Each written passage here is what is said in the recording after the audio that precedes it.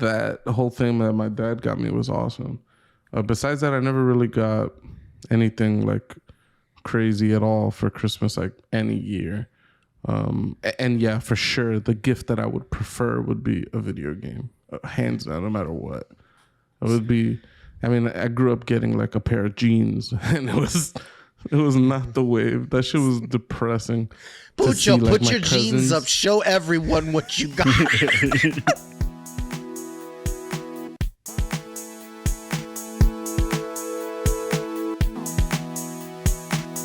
So let's transition to the next one, boys. Yeah, we'll transition. Because we went from How Did Christmas Change into kids. We ended shows. at crack. Kids crack. We'll keep with the kid crack. Santa is crack for children. Would you not say that the Santa is like an aspect that comes at the end of the year? Kids are all feet out. Santa!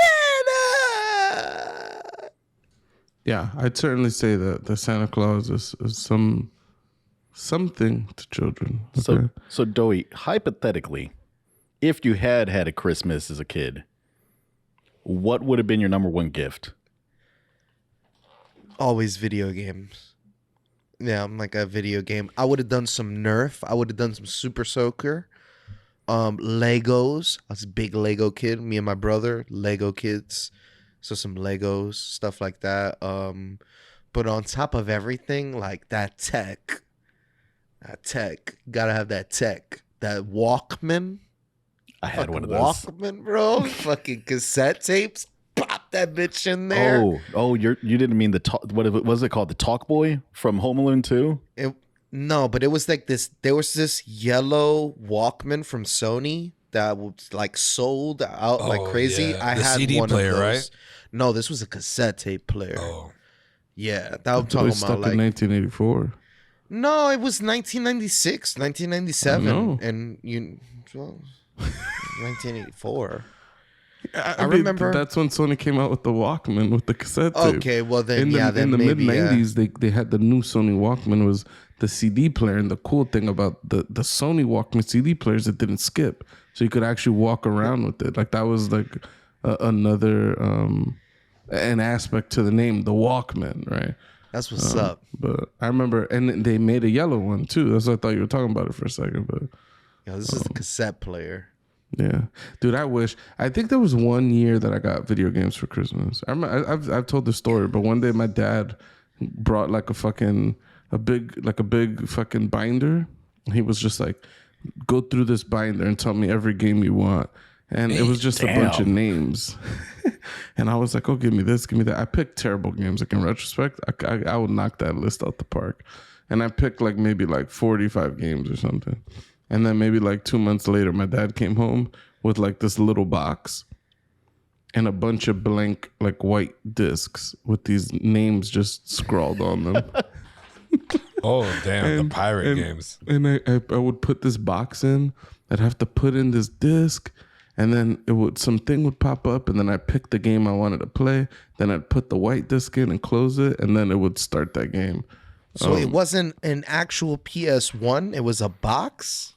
It's a pirated game. It's they had the same thing. I had this to play some import Dragon Ball Z games where you would like have to put in like another CD to start it with, and then you would there was a spring that like went between like the little closing mechanism, so it kept that button to press down on the PlayStation 1, and you would pull out the game after like I think the PlayStation logo had a load or something, and then you would pull it out at that point, and you put in like the import game and close it up.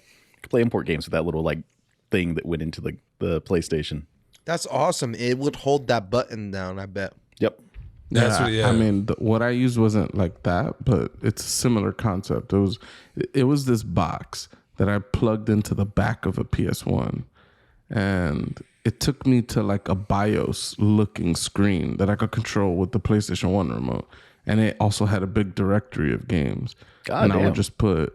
Yeah, you were lucky as fuck. I'd be like, I want to play Metal Gear Solid 1, and I'd hit okay, and I would have to then put the disc in and then hit play game, and then it would spin up, and then I could play Metal Gear 1. But I needed this.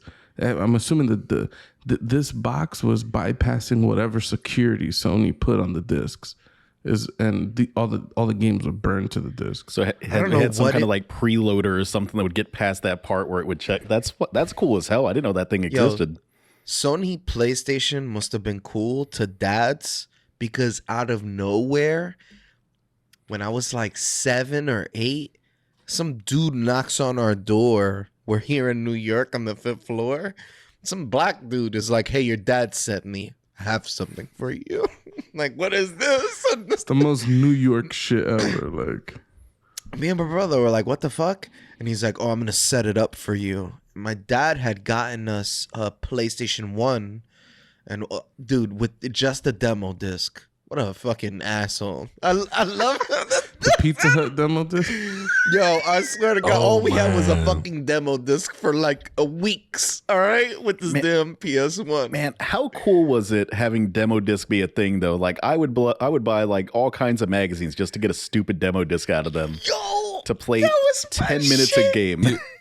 You was one of those who bought the damn magazine? I Blockbuster I ripped always that used to shit have out. the magazines in Blockbuster, so we can get them at Blockbuster too.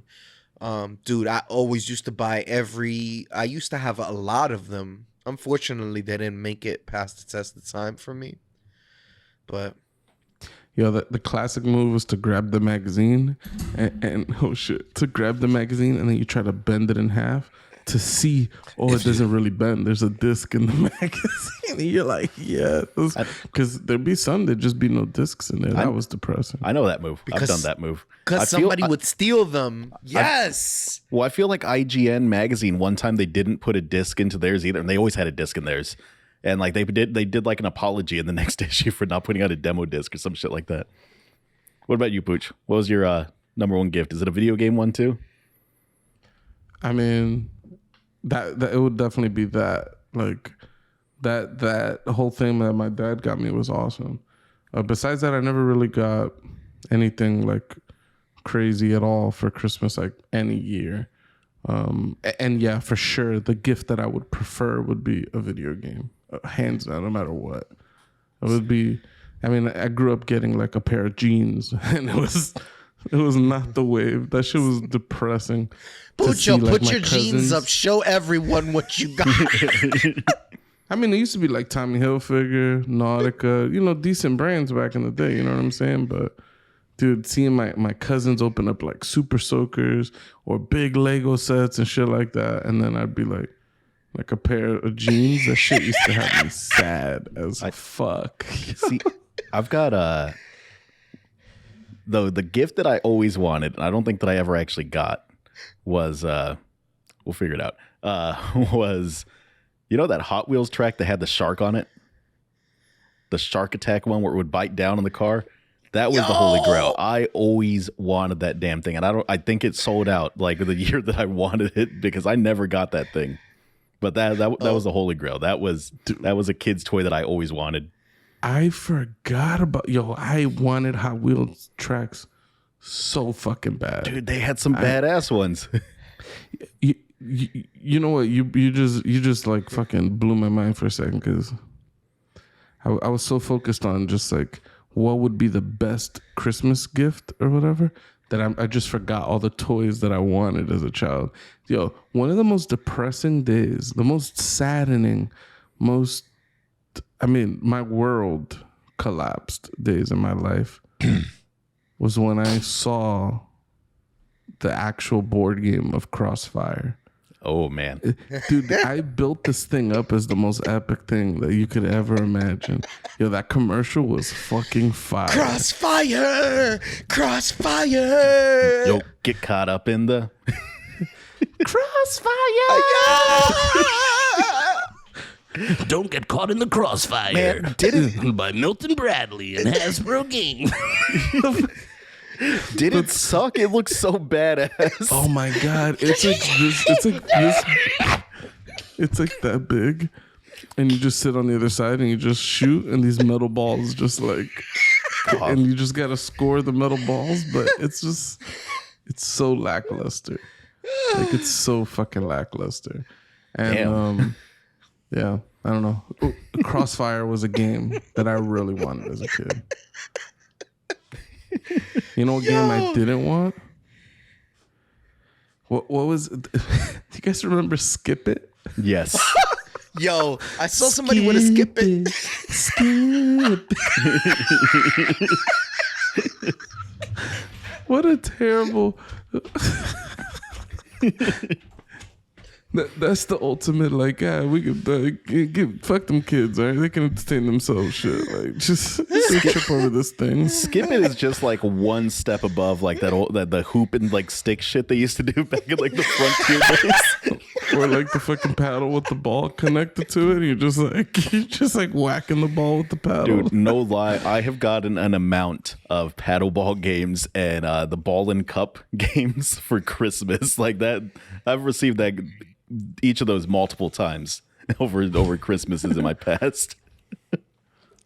That's so ridiculous. God damn. This, sad Christmas, man. Some Lucy socks and fucking and a paddle. Another toy that I wish I had. They're all coming to me, okay? Sock 'em boppers. Oh, man. Wow. I wanted that so bad. What sucked about those things? Because actually the game itself was actually pretty fucking fun. What sucked about those things is one of the robots is always better than the other one. And the person who owned it, they knew which fucking robot was better. They would never let you play as that robot.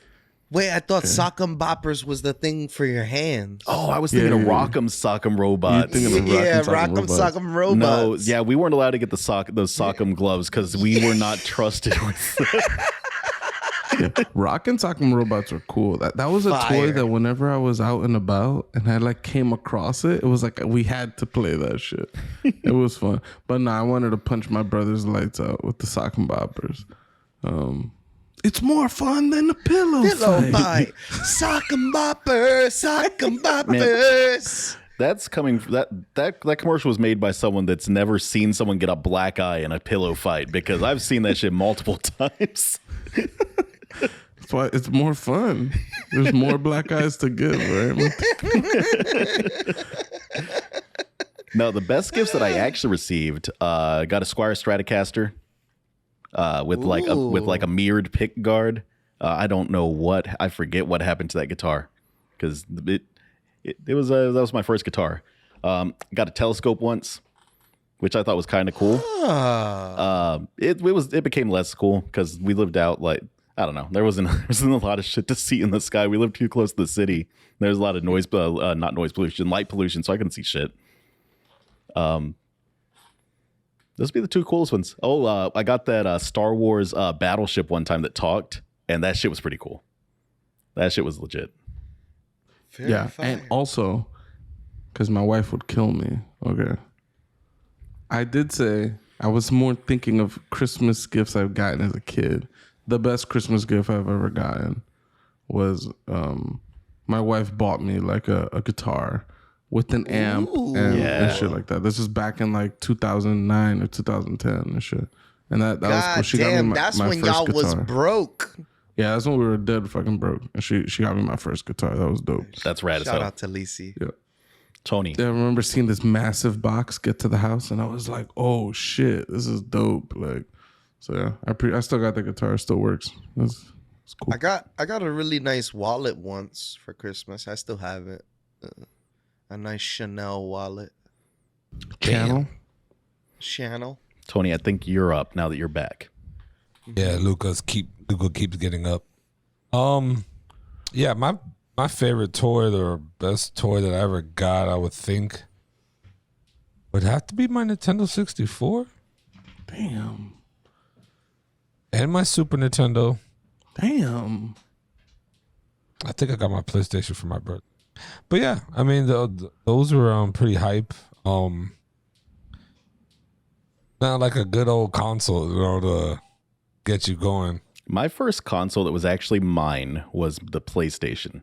Before that, they were all my brother's, and well, I guess I got my Super Nintendo and it was mine, but that was like years after the Super Nintendo come out. Like I did not get that like brand new or anything. That was definitely from like a resale shop or something.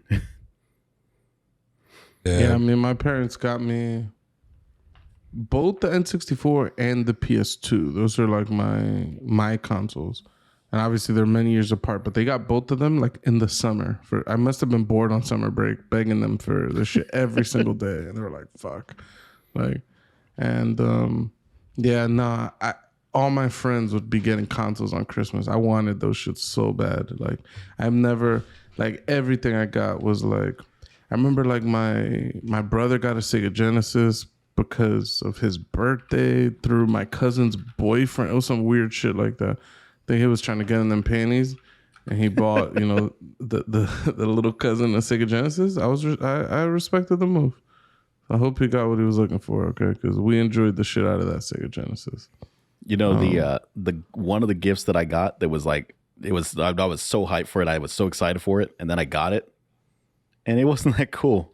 It was like your Crossfire. The fucking Talk Boy, dude, from Home Alone 2. That stupid voice recording thing is stupid as hell. There's no use for it. You got it.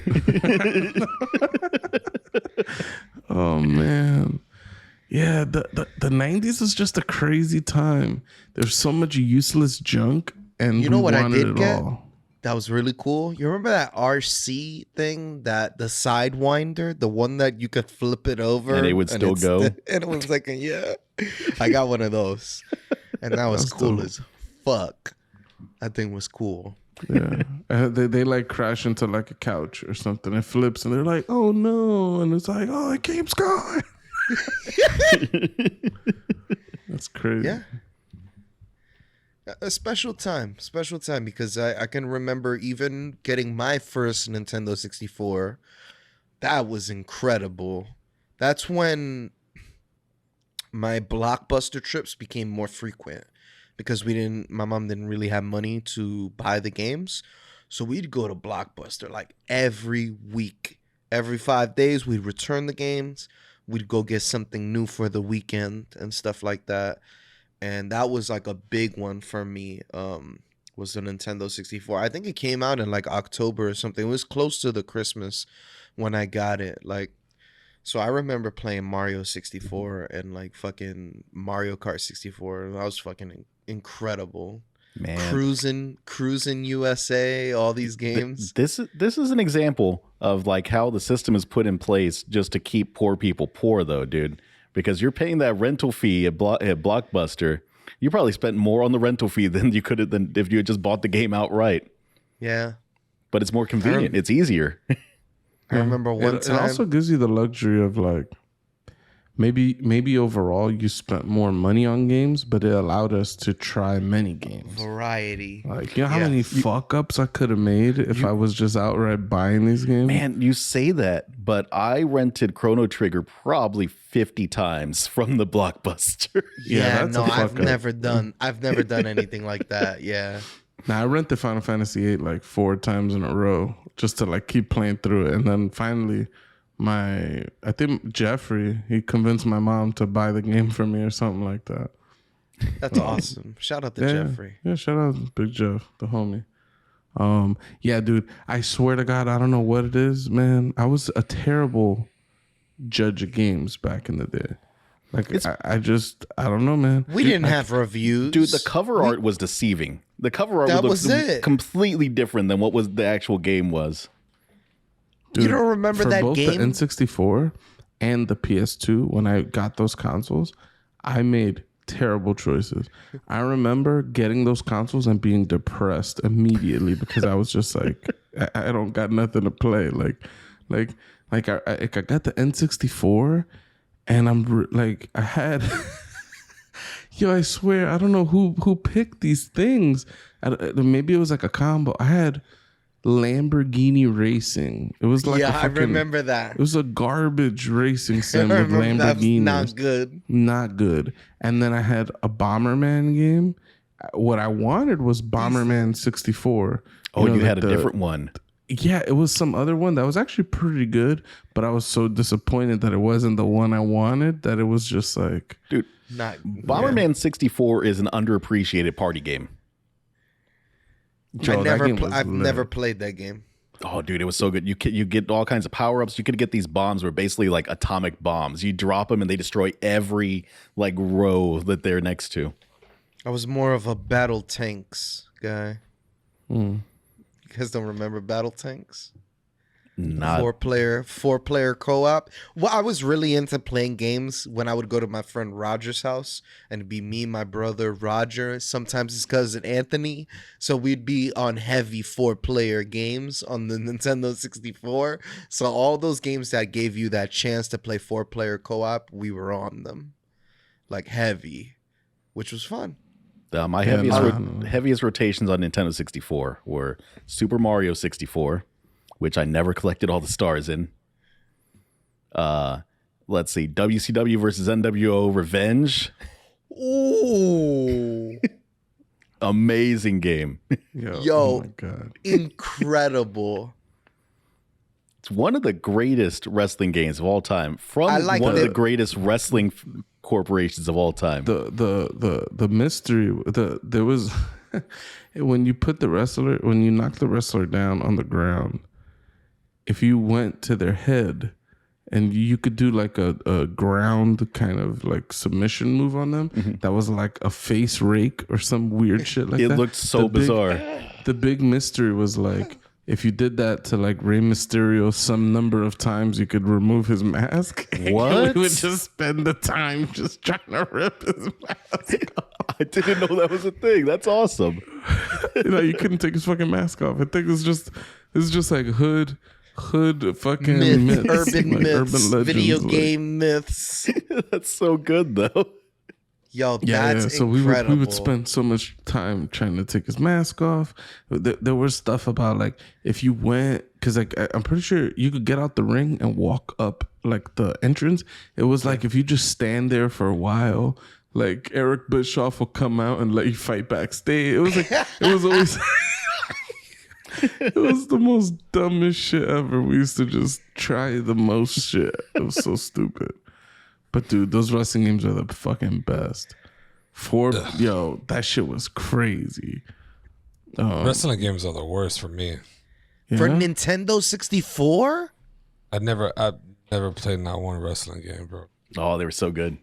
Yeah, man, you missed Yeah, out on like- childhood. Yo, those wrestling games would be lit right now. Like if we all got on a 64 and played 4 players. Just You like, remember the grapple was like,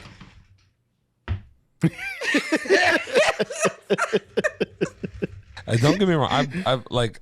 I've seen people play it. I personally didn't have no one to play with when playing that. So it's like only thing I played a lot was like Bad Fur Day on 64, and you know that game there was class. That's a classic for N64. If you're remember not the playing sunflower? The sunflower with the big and tits? Banjo Kazooie.